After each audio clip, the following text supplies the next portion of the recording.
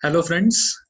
मैं गौरव कुशवाहा आपका एक बार फिर से स्वागत करता हूं आपके अपने यूट्यूब चैनल पे जिसका नाम ग्रैंड गौरव है। आज हम लोग बहुत ही इम्पोर्टेंट टॉपिक लेकर के आए हैं। ये इम्पोर्टेंट टॉपिक इसलिए है क्योंकि एकेटीयू के सिलेबस में इंडस्ट्रियल सोशियोलॉजी का ये पार्ट है और सबसे महत्वपूर्ण बात ये है कि मॉडल्स ऑफ इंडस्ट्रियलाइजेशन जो टॉपिक आज मैं लेकर आया हूँ इसके ऊपर आपको बहुत रेयरली ही कंटेंट मिल पाता है। तो अगर आप YouTube पे अगर आप Google पे सर्च भी करेंगे तो आपको बहुत रेयर ही कंटेंट मिल पाएगा। तो इसीलिए मैंने इन चीज़ों को बनाया है सो दैट स्टूडेंट्स के लेवल पे उन्हें बहुत आसानी हो सके और वो अपना कॉन्सेप्ट इन चीज़ों में बना सकें। तो चलिए मॉडल्स ऑफ इंडस्ट्रियलाइजेशन को लेकर के हम लोग चलते हैं और देखते हैं क्या है आज खास। मॉडल्स ऑफ इंडस्ट्रियलाइजेशन की जब हम बात करते हैं तो हम ये कहते हैं कि इंडस्ट्री के अंदर सोसाइटी के अलग अलग फॉर्म्स दिखाई देते हैं। तो इंडस्ट्री के अंदर हमें जो सोसाइटी के फॉर्म्स दिखते हैं इन्हीं फॉर्म्स के बेसिस पे सोसाइटी के अंदर जो कल्चर है, सोसाइटी के अंदर जो इकोनॉमी है, सोसाइटी के अंदर जो इंटीग्रेटेड अप्रोच है, इन सभी के आधार पर हमने कुछ चीजों को चुना है। और सबसे पहली चीज जो आज हम डिस्कस करेंगे वो है इंडिविजुअलिज्म। और इसके बाद इस वीडियो में लेटर ऑन और भी बहुत कुछ है जो कि इम्पोर्टेंट है, जो कि आपके लिए बहुत महत्वपूर्ण है। जैसा कि मैंने पहले ही कहा, क्योंकि इसका कंटेंट आपको अवेलेबल नहीं हो पाएगा तो ये बहुत महत्वपूर्ण बन जाता है अपने आप। तो चलिए शुरू करते हैं, देखते हैं इंडिविजुअलिज्म क्या है। तो कहते हैं इंडिविजुअलिज्म एक अप्रोच है जिसमें हम किसी ग्रुप के वैल्यू से ज्यादा इंपॉर्टेंस इंडिविजुअल्स के इंटरेस्ट को देते हैं। तो अगर आपका पहला पॉइंट आप देखें तो पहला पॉइंट आपका ये कह रहा है कि it gives rights to individuals interest over group values. यानी जितने भी हम सेट देखें सोसाइटी में, जितने भी हम ग्रुप्स देखें, अगर उन ग्रुप्स को हम देखने जाते हैं और ग्रुप के वैल्यूज के ऊपर हम अगर इंडिविजुअल्स के इंटरेस्ट को देखते हैं और इंडिविजुअल्स के इंटरेस्ट को बहुत प्रायोरिटी देते हैं, तो वहां पर जो इंडिविजुअल का इंटरेस्ट जिसे हम प्रायोरिटी दे रहे हैं, असल में वो इंडिविजुअल को प्रायोरिटी देने का जो कॉन्सेप्ट है वही इंडिविजुअलिज्म है। तो इंडिविजुअलिज्म की बात हम इसलिए कर रहे हैं क्योंकि इंडस्ट्री के अंदर हमें बहुत तरह के सोशल और कल्चरल जो सेट हैं देखने को मिलते हैं जिसमें इंडिविजुअलिज्म सबसे महत्वपूर्ण है, क्योंकि यहीं से हमारे अगले टॉपिक की शुरुआत होती है जो है कलेक्टिविज्म। तो अभी देखते हैं इंडिविजुअलिज्म का पहला पॉइंट हमने देखा। दूसरा पॉइंट कह रहा है I is important in it. हाँ, ये बिल्कुल सही बात है कि जब भी आप इंडिविजुअलिज्म की बात करेंगे, जब भी आप व्यक्तिवादिता की बात करेंगे, तो व्यक्तिवादिता एक ऐसी स्थिति है जिसमें आई ही महत्वपूर्ण है। यानी व्यक्ति ही महत्वपूर्ण है और व्यक्ति ही जो है सारे डिसीजन लेगा, व्यक्ति ही सारे प्रकार से कार्यों को इनिशिएट करेगा। तो इंडिविजुअलिज्म में आई बहुत इंपॉर्टेंट पार्ट प्ले करता है क्योंकि आई के अराउंड ही ये इंडिविजुअलिज्म का कॉन्सेप्ट बना गया है। अगली चीज कह रहा है कि देखिए, जब आप इंडिविजुअलिज्म की बात करते हैं तो ये मैंने आपको पहले ही कहा कि सोशल और कल्चरल जो सिचुएशन है सोसाइटी के अंदर जिसे हम देख पाते हैं। अभी ये सोसाइटी की बात हम कर रहे हैं तो कि ये कौन सी सोसाइटी है, हम कह रहे हैं कि ये इंडस्ट्री के अंदर जो सोसाइटी है हम उसकी बात कर रहे हैं। ठीक, यानी इंडस्ट्री के अंदर जो ग्रुप ऑफ पीपल हैं उनके रिलेशनशिप की स्टडी जब हम करने जाते हैं तो उनके रिलेशनशिप की स्टडी करते हैं तो वहां पर हमें इंडिविजुअलिज्म कैसे दिखता है। जहां लोगों का अप्रोच इंडिपेंडेंट अप्रोच है या फ्री अप्रोच है, यानी कोई इंडिविजुअल जो अपने तरीके से डिसीजन लेता है, अपने तरीके से थिंकिंग करता है, अपने तरीके से वर्क को इनिशिएट करता है, अपने तरीके से वो चीजों को परफॉर्म करता है, किसी और के ओपिनियन को, किसी और के थॉट को वो एक्सेप्ट नहीं करता है। तो ये सारी चीजें इंडिविजुअलिज्म में आती हैं। तो आप तीसरा पॉइंट जो देख रहे हैं वो ये कह रहा है कि इंडिविजुअलिज्म का अप्रोच बेसिकली कल्चरल और सोशल रीम में एक ऐसा अप्रोच है जो इंडिपेंडेंट या फ्री अप्रोच है। यानी ये एक ऐसा अप्रोच है इसमें जो भी इंडिविजुअल होगा वो इंडिपेंडेंट होगा, फ्री होगा, वो किसी तरह के किसी तरह के इन्फ्लुएंस को एक्सेप्ट नहीं करेगा। सेंस ऑफ कंपटीशन आ जाता है। एक बार अगर हम ये देख लेते हैं कि कोई इंडिविजुअल है, तो एक इंडिविजुअल अपने अथॉरिटीज को शो करने के लिए, अपने डिसीजंस को ज्यादा इंपॉर्टेंस देने के लिए वो हमेशा अपने लेवल पे प्रयास करेगा। और जब हम ये देखते हैं कि हर इंडिविजुअल अपने लेवल पे प्रयास करता जाता है, तो कहीं ना कहीं एक सेंस ऑफ कंपटीशन भी धीरे धीरे आने लगता है कि मेरे डिसीजंस के कंपैरिजन में, मेरे थॉट्स के कंपैरिजन में, मेरी एक्टिविटीज या मेरे जो इकोनॉमिक पार्ट्स हैं उनके कंपैरिजन में दूसरे की वो चीजें बहुत ज्यादा प्रोमिनेंट ना हो। तो ये बहुत एक तरह से कहें कि सेंस ऑफ कंपटीशन जो है ये इंडिविजुअलिज्म का एक बहुत ही क्रूशियल पार्ट है। अगला कह रहे हैं कि देखिए, जितना भी इंडिविजुअलिज्म का कॉन्सेप्ट है, ये कॉन्सेप्ट सिर्फ इस वजह से काम में आता है, सिर्फ इस वजह से इसको हम देखते हैं क्योंकि ये सोशल रिकॉग्निशन के लेवल पे है। यानी हम सोशल रिकॉग्निशन की बात किस लेवल पे कर रहे हैं? एक इंडिविजुअल अपनी पहचान सोशल लेवल पे बनाना चाहता है। तो जब हम देखते हैं कि एक इंडिविजुअल अपनी पहचान सोशल लेवल पे बनाना चाहता है और बनाता है, वो अपना रिकॉग्निशन मेंटेन करता है, अचीवमेंट्स को स्टैब्लिश करता जाता है, स्टैंडर्ड्स सेट करता जाता है कल्चरल और सोशल सेट्स में। तो कल्चरल और सोशल सेट्स में जब पर्सनल लेवल पे वो रिकॉग्निशन सेट करता है, अचीवमेंट्स को अचीव करता है, पैरामीटर्स बनाता जाता है, तो ऐसी सिचुएशन में हम इंडिविजुअलिज्म को देख पाते हैं। और कहते हैं कि दुनिया की बहुत सारी कंट्रीज हैं जहां पर अलग अलग तरह के मॉडल्स इंडस्ट्रियलाइजेशन के दिखते हैं। तो इंडस्ट्रियलाइजेशन के जो मॉडल्स दिखते हैं उसमें इंडिविजुअलिज्म एक बहुत बड़ा मॉडल है। और अगर हम देखें तो कहते हैं कि यूएसए, फ्रांस, जर्मनी, ये इस तरह की जो कंट्रीज हैं यहाँ पर हमें इंडिविजुअलिज्म का मॉडल दिखता है।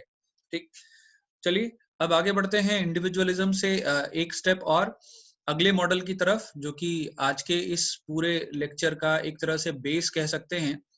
कि इंडिविजुअलिज्म तो एक स्मॉलर लेवल का मॉडल है जिसमें हम जो भी डिसीजंस या जो भी एक्टिविटीज देखते हैं, जो भी रिकॉग्निशन या जो भी सोशल कल्चरल अप्रोच देखते हैं कंपटीशन को लेते हुए, वो सभी आई के चारों तरफ हैं, यानी एक इंडिविजुअल के चारों तरफ हैं। अब देखते हैं इसी से निकला एक और पार्ट, इसी से आगे एक और पार्ट जिसे हम लोग कलेक्टिविज्म कहते हैं। कलेक्टिविज्म या कलेक्टिविस्ट मॉडल। कलेक्टिविज्म क्या है और कलेक्टिविस्ट मॉडल काम कैसे करता है और इसमें कौन कौन सी चीजें इंक्लूड होती हैं, जरा इसको भी हम देख लें। क्योंकि इंडिविजुअलिज्म को एक बार आपने जान लिया तो इंडिविजुअलिज्म से कलेक्टिविज्म को जानना थोड़ा सा आसान हो जाता है। रीजन है उसका, रीजन ये है कि इंडिविजुअलिज्म जो है एक पर्सन के ऊपर बेस्ड एक अप्रोच है, जबकि कलेक्टिविस्ट मॉडल ये कहता है कि हम कलेक्शन की बात करेंगे, हम ग्रुप ऑफ पीपल की बात करेंगे, हम ऐसे कलेक्शन की बात करेंगे जो स्टेट के लेवल पे, रेस के लेवल पे, क्लास के लेवल पे, नेशन के लेवल पे हो सकता है। तो चलिए देखते हैं पहला पॉइंट इसका क्या कहता है। कलेक्टिविस्ट मॉडल को समझने की कोशिश करते हैं कि किसी इंडस्ट्री के अंदर कलेक्टिविस्ट मॉडल हमें कैसे दिखाई देता है और वो किस तरह से काम करता है। तो कहते हैं कलेक्टिविस्ट कौन होता है, मतलब ये जाने कि एक कलेक्टिविस्ट है कौन। तो कहते हैं collectivist is someone who let's others decide for him, who allows others to direct the course of his life and perhaps seeks comfort in not having to be independent. देखिए, जब भी आप कलेक्टिविस्ट की बात करते हैं, कलेक्टिविस्ट एक ऐसा पर्सन है जो दूसरों को अपने लेवल पे डिसीजन लेने देता है, जो दूसरों को अपनी लाइफ अपने तरीके से जीने की सिचुएशन क्रिएट करता है और वो कंफर्ट बना के रखता है कि लोग इंडिपेंडेंट हों और इंडिपेंडेंट लेवल पे चलें। एक और बात जो कहते हैं कि कलेक्टिविस्ट जब हम बात करते हैं तो कहते हैं कि the collective is the centre, sorry ये कलेक्टिव नहीं है, ये कलेक्टिविस्ट है। तो कह रहे हैं the collectivist is the centre of all values and rights, individual exist to serve the collective. इसका मतलब समझिए कि जब हम कलेक्टिविस्ट मॉडल की बात करते हैं तो हम ग्रुप्स की बात करते हैं। इंडिविजुअलिज्म की बात हम कर रहे हैं तो हम वहां किसी एक व्यक्ति के वर्चस्व की बात कर रहे हैं, किसी एक व्यक्ति के पावर, अथॉरिटीज और उसके डिसीजंस की बात कर रहे हैं। लेकिन कलेक्टिविस्ट मॉडल ये कहता है कि ग्रुप होगा, सभी अपने तरीके से जी सकते हैं, सभी अपने तरीके से चल सकते हैं, सभी अपने तरीके से अपने कंफर्ट को लेकर के रह सकते हैं। और यहीं पे एक बात आती है कि जहां पर इंडिविजुअल्स जो हैं अपने वैल्यूज और राइट्स को एक तरह से कहें इंजॉय करते हैं। एक ग्रुप में रहते हुए एक ग्रुप में रहते हुए अगर कोई इंडिविजुअल अपने वैल्यूज और अपने राइट्स को इंजॉय कर सकता है विथ अलाइनमेंट ऑफ ग्रुप, मैं ग्रुप में रहता हूँ, ग्रुप का हिस्सा हूँ, तो मैं अपनी आजादी को भी इंजॉय कर पाता हूँ, अपने लेवल पे डिसीजन ले पाता हूँ, और साथ ही साथ जहां मुझे ग्रुप की जरूरत है, जहां मुझे ग्रुप के लेवल पे काम करना है, तो वहां ग्रुप के लेवल पे भी मैं डिसीजंस ले पाता हूँ। अगला जो पॉइंट है वो कह रहा है the collective is more important then any person in it, even more important then all of the people in it. तो जो कलेक्टिव होता है वो कलेक्टिव क्या करता है, मैंने आपको पहले ही बताया कि कलेक्टिविज्म का जो अप्रोच है बेसिकली वो एक ग्रुप फॉर्मेशन और ग्रुप में लिविंग का और ग्रुप को एक साथ लेके चलने का अप्रोच है। तो अगर आप देखें तो ग्रुप हो सकता है स्टेट, रेस, क्लास, नेशन, कोई भी, वो प्रायोरिटी होगी, वो सबसे आगे होगा, यानी ग्रुप को ही हमें सबसे आगे रखना है। अब इस तरह से आप समझ सकते हैं, जब हम इंडिविजुअलिज्म की बात करते हैं तो हम ये कहते हैं इंडिविजुअल फर्स्ट, राइट। लेकिन जब हम कलेक्टिविस्ट मॉडल की बात करते हैं तो हम कहते हैं ग्रुप फर्स्ट, ठीक। तो उसमें इंडिविजुअल इंपॉर्टेंट नहीं है। ये बात अलग है कि इंडिविजुअल अपने तरीके से डिसीजन ले सकता है, कोई भी सोशल, इकोनॉमिक, कोई भी मैनेजरियल डिसीजन, कोई भी स्किल लेवल डिसीजन अपने तरीके से ले सकता है, लेकिन वो ग्रुप के सामने प्रपोज करता है, ग्रुप के साथ डिस्कशन होता है। ये एक तरह का ओपन मॉडल है, डेमोक्रेटिक मॉडल की तरह हम इसको देख सकते हैं कलेक्टिविस्ट मॉडल को। कलेक्टिविस्टिक ट्रेट्स क्या होते हैं, यानी अगर हम ट्रेट्स की बात करें, हम उन क्वालिटीज की बात करें जिन क्वालिटीज के बेसिस पे हम ये डिसाइड करते हैं कि कोई ग्रुप कलेक्टिविस्ट ग्रुप है, तो कहते हैं देखिए social rule focuses on promoting selflessness and putting community needs ahead of individual needs. ये जो की बात मैंने पहले भी कही कि हम सेल्फलेस होकर के सोशल रूल्स के बेसिस पे ग्रुप को चलाते हैं, और हमारे लिए कम्युनिटी इंपॉर्टेंट होती है, हमारे लिए वो ग्रुप इंपॉर्टेंट होता है। इंडिविजुअल की नीड्स को हम इंपॉर्टेंस ज्यादा नहीं देते, या इंडिविजुअल्स को हम बहुत ज्यादा प्रायोरिटी नहीं देते, बल्कि इंडिविजुअल की नीड्स और उसको प्रायोरिटी देने की जगह हम उस कम्युनिटी, उस ग्रुप, उस क्लास, उस नेशन, उस कास्ट को प्रायोरिटी देते हैं, जिसके वजह से इंडिविजुअल एग्जिस्ट करता है, ठीक। तो ये भी बहुत इंपॉर्टेंट बात थी। अगला पॉइंट है working as a group and supporting others is essential. बहुत इंपॉर्टेंट है। ग्रुप कलेक्टिविस्ट का एक ट्रेट होता है कि वो ग्रुप के तौर पर कार्य करता है, वो अपने आप को एक व्यक्ति नहीं समझता, बल्कि अपने आप को एक ग्रुप का मेंबर समझता है, और उसी आधार पर वो जितना सपोर्ट कर सकता है दूसरों का, उसी आधार पर जितना वो हेल्प कर सकता है दूसरों का, वो करता है, ठीक। People are encourage to do what is best for society. ये देखिए कलेक्टिविस्ट मॉडल का एक तरह से एडवांटेज है, और इसको आप कलेक्टिविस्ट का एक ट्रेट भी कह सकते हैं कि कलेक्टिविस्ट का एक सबसे बड़ा ट्रेट ये है कि वो सोसाइटी के इंटीग्रेशन की बात करता है। वो चाहता है कि जिस सोसाइटी, मतलब कि जो ग्रुप चल रहा है, जिस ग्रुप में लोग जी रहे हैं, वो उसी ग्रुप को बनाए रखने की बात करता है, उसको और इनकरेज करता है। इसी वजह से देखिए कह रहा है people are encouraged to do what is best for society.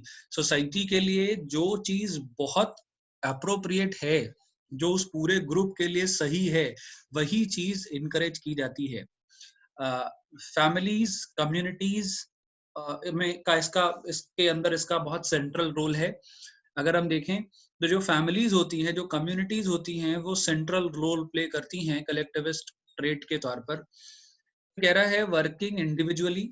अच्छा, एक जो चीज बार बार आ रही है कि एक कलेक्टिविस्ट का ट्रेट क्या होता है, तो कलेक्टिविस्ट का ट्रेट है कि वो अकेले लेवल पे अपने स्तर पर भी कार्य करता है, लेकिन उस व्यक्ति के अकेले की जो योग्यता है, उस योग्यता के आधार पर किए गए जितने भी कार्य हैं, उसका फायदा उसके ग्रुप को होना चाहिए, उसके उस कलेक्टिव इंडिविजुअल्स का जो ग्रुप है उसको होना चाहिए। तो कहते हैं कि output depends on the ability of society, और ये जो आउटपुट मिलेगा ये इस चीज के ऊपर भी डिपेंड करता है कि सोसाइटी का क्या आउटपुट है, राइट? तो आप इस तरह से कह सकते हैं कि एक इंडिविजुअल एफर्ट लगाता है ग्रुप के लिए, और ग्रुप जो है एफर्ट लगाती है, तो उसका बेनिफिट सभी इंडिविजुअल्स को मिल पाता है। ठीक है, बेनिफिट्स क्या हैं देख लेते हैं एक बार। Benefits of collectivism. कलेक्टिविज्म देखिए, मॉडल्स की जब हम बात कर रहे हैं तो ये मॉडल्स बेसिकली हम पढ़ क्यों रहे हैं? ये मॉडल्स हम इसलिए पढ़ रहे हैं कि हमें एक बार ये आइडिया हो जाए कि इंडस्ट्री के अंदर हमें कितने तरह की चीजें देखने को मिलती हैं। इसको आप इस तरह से भी समझ सकते हैं, शायद बहुत सारे लोगों ने पढ़ा होगा लीडरशिप स्टाइल। और लीडरशिप स्टाइल तीन तरह की हम लोगों ने देखी है। एक लीडरशिप स्टाइल जिसे ऑटोक्रेटिक स्टाइल कहते हैं, दूसरी लीडरशिप स्टाइल जिसे डेमोक्रेटिक स्टाइल कहते हैं, और तीसरी जो स्टाइल है जिसे हम लोग लेजर फेयर कहते हैं। तो अगर हम देखें ऑटोक्रेटिक स्टाइल, तो कहीं ना कहीं इंडिविजुअलिज्म का जो मॉडल है वो उसी से इंस्पायर्ड है, जिसमें एक व्यक्ति अपने अथॉरिटीज, अपने राइट्स, अपने डिसीजंस खुद लेता है और उसी के हिसाब से वो चीजें चलाता है। कलेक्टिविज्म की बात कर रहे हैं तो ये डेमोक्रेटिक मॉडल है, जहां पे सभी लोग इक्वली पार्टिसिपेट करते हैं। चलिए देखते हैं बेनिफिट्स क्या हैं कलेक्टिविज्म के। कलेक्टिविज्म का पहला बेनिफिट है sense of community and unity. जैसा कि आप देख पा रहे हैं, कलेक्टिविज्म जो टर्म है, कलेक्टिविज्म का नाम ही है कलेक्शन से। तो कलेक्शन ऑफ पीपल, अगर वो कलेक्शन ऑफ पीपल है तो उनका एक पर्टिकुलर ऑब्जेक्टिव होगा, जिस ऑब्जेक्टिव को लेकर के वो चल रहे होंगे। तो ये बात ध्यान रखनी है कि कलेक्टिविज्म की जब भी बात करेंगे, कलेक्टिविज्म पूरी तरह से एक सेंस ऑफ कम्युनिटी है या यूनिटी है। तो कलेक्टिविज्म का सबसे बड़ा बेनिफिट ये है कि जिस भी जगह पे कलेक्टिविज्म का मॉडल दिखने को मिलेगा, वहां पे हमें लोगों के अंदर सेंस ऑफ कम्युनिटी दिखेगी, लोगों के अंदर इंटेग्रिटी दिखेगी, लोगों के अंदर वो यूनिटी दिखने लगेगी। ठीक, उनके वर्क में, उनके कल्चर में, उनकी एक्टिविटीज में, उनके सोशल बॉन्डिंग में, हर जगह पे वो कलेक्टिविज्म का अप्रोच दिखाई देगा।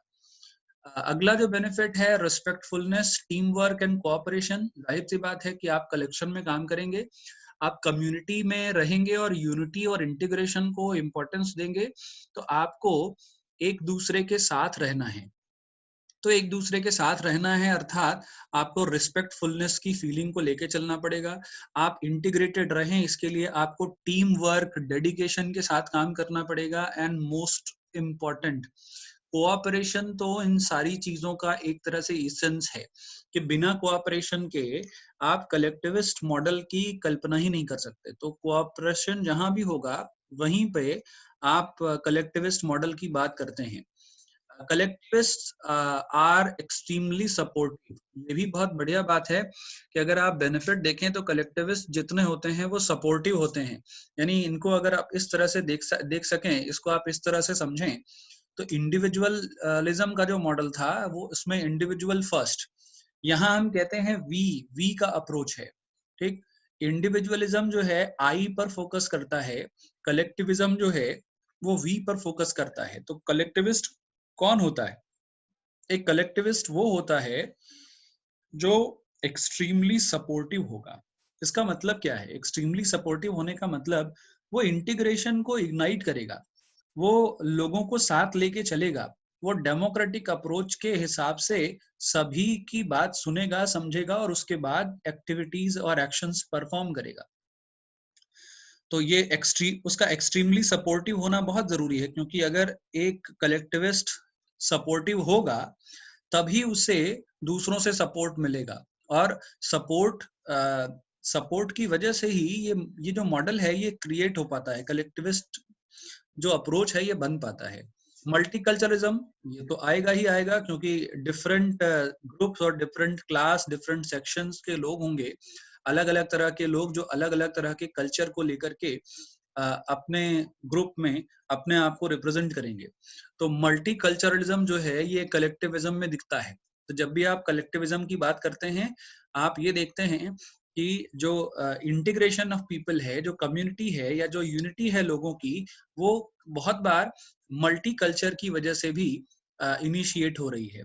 और लास्ट पॉइंट है इसका, everyone feels valued as everyone's work is seen as equally important. ठीक, देखिए, जब हम कलेक्टिविस्ट मॉडल की बात करते हैं तो हम ये कहते हैं कि इसका सबसे बड़ा बेनिफिट ये है कि कोई भी इंडिविजुअल कभी भी ये फील नहीं करता कि उसका कंट्रीब्यूशन कम है ग्रुप में, या उसकी इंपॉर्टेंस कम है, या कहीं ना कहीं कहीं भी उसे मोटिवेशन लेस फील नहीं होता। वो हमेशा मोटिवेटेड होता है, हमेशा मोटिवेशन के साथ काम करता है, क्योंकि उसे मालूम है कि उसके साथ इक्वल ट्रीटमेंट किया जाएगा जैसा ट्रीटमेंट सभी के साथ हो रहा है। तो उसे अपनी वैल्यू समझ आएगी, उसे अपनी वैल्यू दिखेगी, राइट। थोड़ा और कुछ पॉइंट हैं बेनिफिट्स के। कहता है कि पहला जो पॉइंट इसमें दिख रहा है आपकी स्क्रीन पे, तो कह रहा है everyone is forced to look out for each other. Collectivism का ये सबसे बड़ा बेनिफिट है कि जब लोग एक साथ रहेंगे तो लोगों की मजबूरी है कि वो एक दूसरे को देखें, क्योंकि कोऑपरेशन चाहिए तो कोऑपरेशन देना है, राइट। कोऑर्डिनेशन चाहिए तो कोऑर्डिनेशन के लिए आपको भी कोऑर्डिनेशन के लेवल पे काम करना पड़ेगा, ठीक। आप अगर चाहते हैं इंटीग्रेशन, आप अगर ग्रुप की एफिशिएंसी के लेवल पे आगे बढ़ना चाहते हैं, तो आपको वो चीजें करनी ही पड़ेंगी। इक्वल अपॉर्चुनिटी सभी के लिए है। स्टेबिलिटी का फैक्टर बहुत बड़ा है। जब हम कलेक्टिविज्म की बात करते हैं, तो जो कलेक्टिविस्ट मॉडल्स के बेसिस पे ऑर्गेनाइजेशंस रन करती हैं, या जिन भी सोसाइटीज में कलेक्टिविस्ट मॉडल दिखाई देता है, ऐसे ऑर्गेनाइजेशंस के अंदर, ऐसी सोसाइटी के अंदर, ऐसे कल्चर्स के अंदर हमें स्टेबिलिटी दिखती है। देखिए, इंडिविजुअलिज्म क्या है? एक एक मत है, एक अप्रोच है कि हम अपने हिसाब से चीजें चलाएंगे। लेकिन जहां कलेक्टिविज्म की बात होती है, कलेक्टिविज्म के आने से एक सिस्टम क्रिएट हो जाता है, और जैसे ही एक सिस्टम क्रिएट हो जाता है, सिस्टम को हमेशा लोग अपग्रेड करने के लेवल पे काम करते हैं, उसे डिमोलिश या उसे खत्म करने की बात नहीं करते। तो दैट इज वाई हम ये कह रहे हैं कि कलेक्टिविस्ट मॉडल का सबसे बड़ा बेनिफिट स्टेबिलिटी भी है, कि एक बार अगर लोग एक प्रॉपर कल्चर में आ गए, एक बार अगर लोग एक प्रकार की फंक्शनिंग में आ गए, तो वो कॉन्टिन्यूअस चलता रहेगा। उसमें कोई जैसे ड्रॉबैक नहीं होना है। और अगर कहते हैं चेंजेस होंगे भी, तो चेंजेस वो पॉजिटिव होंगे, जो कि वो जो पूरा ग्रुप है, उस ग्रुप को अपग्रेड करेंगे, ना कि उसका उसका डिमोशन करेंगे, राइट। सोशल प्रोग्रेस बहुत ही सिंपल सी बात है कि कलेक्टिविज्म के मॉडल के तहत ही हम सोशल प्रोग्रेस देख पाते हैं। अभी इंडिया के लेवल पे अगर देखें, अच्छा इसको इकोनॉमी से भी हम जोड़ते हैं। इकोनॉमी तीन तरह की होती है। इकोनॉमी तीन तरह की है। पहली इकोनॉमी जिसको हम लोग कहते हैं कि कैपिटलिस्ट मॉडल, दूसरी इकोनॉमी दूसरे तरह की जिसको हम लोग कहते हैं सोशलिस्ट मॉडल, और तीसरी मिक्स्ड इकोनॉमी का मॉडल।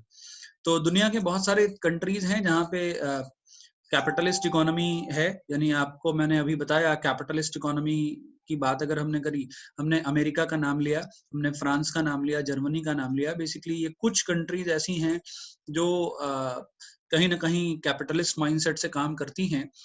बहुत सारी कंट्रीज हैं जो सोशलिस्ट अप्रोच को लेकर के भी चलती हैं, और कुछ मिक्स्ड अप्रोच को भी लेकर चलती हैं। हालांकि मॉडल्स इन कलेक्टिविज्म और इंडिविजुअलिज्म से थोड़ा सा कनेक्शन कम है, लेकिन यहाँ पर आपको मैं ये चीजें सिर्फ अंडरस्टैंडिंग के लिए बता रहा हूँ कि अगर सोशल प्रोग्रेस की बात करेंगे, तो कलेक्टिविस्ट मॉडल जो है वो ज्यादा सोशल प्रोग्रेस को फोकस करता है। ठीक, इंडिविजुअलिज्म में हम आई को सबसे ज्यादा प्रायोरिटी देते हैं। कलेक्टिविस्ट मॉडल क्या कहता है? वी वी को हम प्रायोरिटी देते हैं। और जब हम वी की बात करते हैं, तो ऑब्वियस है सोशल प्रोग्रेस होगा ही होगा, क्योंकि हम सभी के बारे में सोचेंगे, चाहे वो अलग अलग लेवल पे काम करने वाले जितने भी लोग हैं, हम सभी के बारे में सोचेंगे। डेमोक्रेटिक कंट्रोल होता है इसमें। मैंने पहले भी कहा कि लीडरशिप स्टाइल को मैंने बताया आपको कि ऑटोक्रेटिक और डेमोक्रेटिक और लेजर। तो अगर आप देखें तो डेमोक्रेटिक स्टाइल कलेक्टिविज्म अप्रोच में दिखती है। सभी ग्रुप में रहेंगे, सभी एक साथ रहेंगे, तो कोई ना कोई एक सिस्टम होना चाहिए सबके साथ जीने का, सबके साथ रहने का, सबके साथ बिहेव करने का, हर तरह की production related, economic related, cultural activities में पार्टिसिपेट करने का। तो कहीं ना कहीं डेमोक्रेटिक कंट्रोल होना चाहिए। लिमिटेड लाइबिलिटी होती है। लिमिटेड लाइबिलिटी की बात बहुत इंपॉर्टेंट, बहुत अहम है। इसलिए मैं ये बात कह रहा हूँ कि इंडिविजुअलिज्म की जब हम बात कर रहे हैं, आप अकेले कोई काम करने वाले हैं, तो जो लाइबिलिटी का लेवल है, वो सारा लाइबिलिटी आपके स्तर का है कि आपको ही सारी चीजें करनी है, सारी चीजें देखनी है, सारे डिसीजन लेने हैं। अगर आप नहीं होंगे, तो वो जो इंडिविजुअलिज्म के बेसिस पे आप जितने भी चीजें कर पा रहे होंगे या कर रहे होंगे, उसका जो सीधा सा असर है आपके काम पर पड़ेगा। लेकिन कलेक्टिविस्ट मॉडल को अगर देखें तो यहाँ लायबिलिटी लिमिटेड है। लिमिटेड क्यों है? लिमिटेड होने का रीजन ये है कि आप एक ग्रुप में हैं और ग्रुप में आपकी एक भागीदारी है, तो आपको उतना ही काम करना है जितने हिस्से की आपकी भागीदारी है।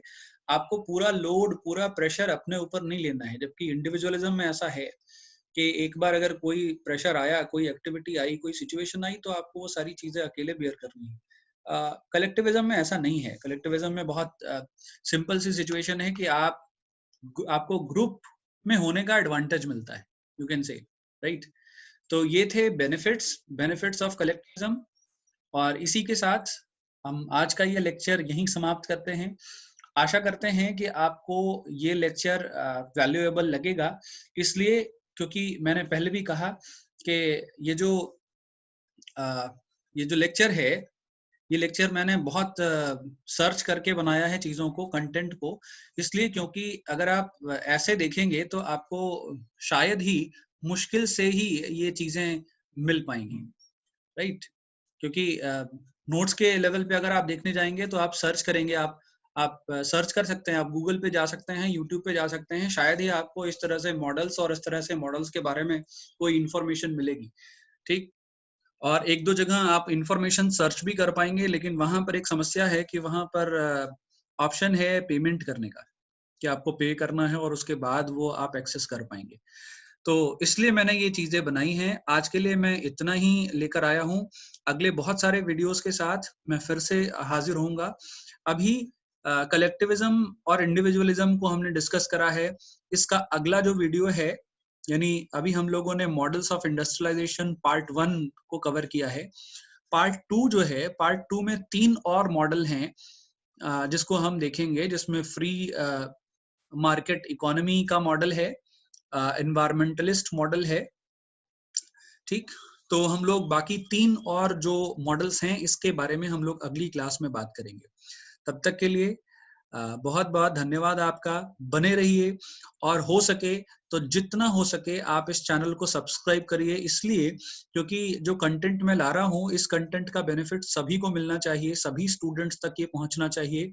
बहुत सारी चीजें ऐसी होती हैं जो चीजें आप पढ़ना चाहते हैं लेकिन कंटेंट अवेलेबल नहीं होता, आपको चीजें मिल नहीं पाती हैं। लेकिन मैं ये चीजें आपके लिए इसलिए लेके आया हूँ क्योंकि आप तक ये चीजें पहुंचे और आपको उसका बेनिफिट मिल सके, ठीक। तो आशा करता हूं कि आप पढ़ाई बहुत अच्छे से कर रहे होंगे। इसी आशा के साथ अगले वीडियोस के साथ मैं फिर मिलूंगा। तब तक के लिए नमस्कार।